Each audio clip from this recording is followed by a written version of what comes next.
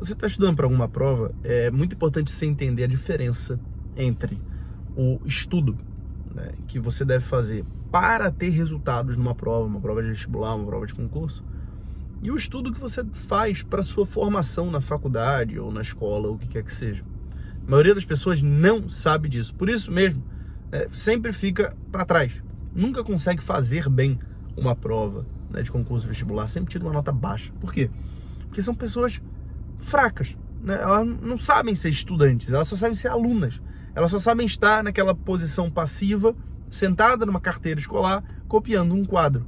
Isso não te ajuda quando o assunto é uma prova competitiva. Então aqui vai a forma mais eficaz de estudar para uma prova de concurso de vestibular. É o seguinte: prática de questões. Matheus, isso é muito óbvio. Você não me fez clicar nesse vídeo para poder falar isso. Fiz, porque é óbvio, mas você não faz. Eu tenho certeza que você sabe que tem que fazer questões.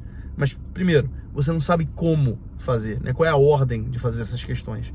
Em segundo lugar, você se embanana todo, não é verdade? Você assiste uma aula e você vai lá, pega as questões da prova para fazer, você percebe que tem um abismo entre o que o professor falou na prova, falou na aula, e o que são as questões da prova. E você não sabe como transpor esse abismo.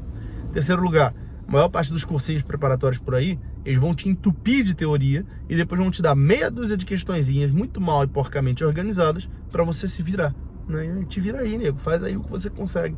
E você não consegue fazer nada. Então, eu gostaria de trazer de volta o óbvio, mas agora de uma forma mais clara.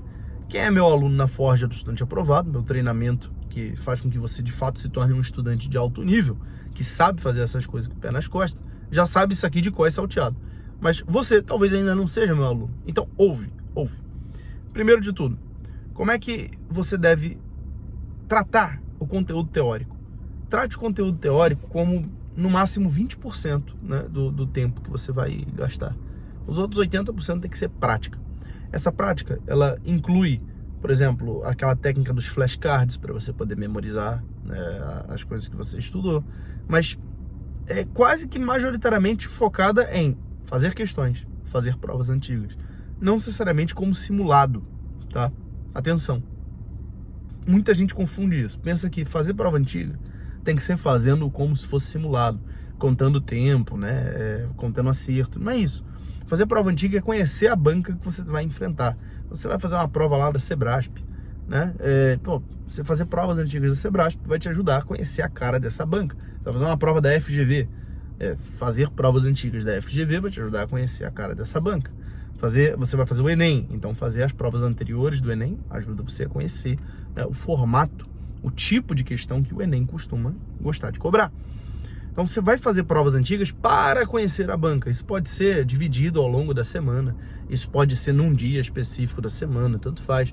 Talvez você nem consiga ainda fazer as provas antigas, então você vai assistir a resolução das provas, então você vai ter que ter contato com a cara da sua banca, com a característica ali que a banca tem. Isso é o mais importante. E a prática de questões é uma coisa que é logo depois da aula. Muita gente, eu vi aluno falar assim para mim: professor, eu posso passar a semana inteira assistindo aula, e aí no sábado eu faço questão de tudo que eu vi a aula e fiz as minhas anotações? Veja, isso é a mentalidadezinha de aluno de escola. Cara, se você passa de segunda até sexta-feira assistindo aula, e só no sábado você vai fazer questão, você não vai lembrar de nada do que você assistiu na segunda. Aula assistida, aula praticada. Você assistiu a aula, você vai fazer uma boa quantidade de questões para fixar aquele conteúdo logo em seguida. O que é uma boa quantidade de questões, professor? No mínimo de 15 a 20. Idealmente de 30 a 50. Ah, mas isso é muito. Isso aí, é bastante mesmo. Né? Mas não é só questão de prova, difícil zona, não. Não, eu tô falando questões como um todo. Questões fáceis, questões de fixação. Aquelas questões que fazem com que, ao praticar aquilo ali, você descubra que sabe.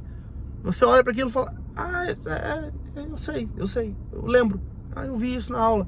Que consolida as palavras do professor. Assistiu a aula com atenção, quando você vai fazer as questões, você vai lembrar das palavras do professor, você vai lembrar das coisas que o professor falou, né? Então, ao fazer sempre esse estudo que foca em usar a teoria para poder cair para dentro das questões, você nunca vai ficar para trás.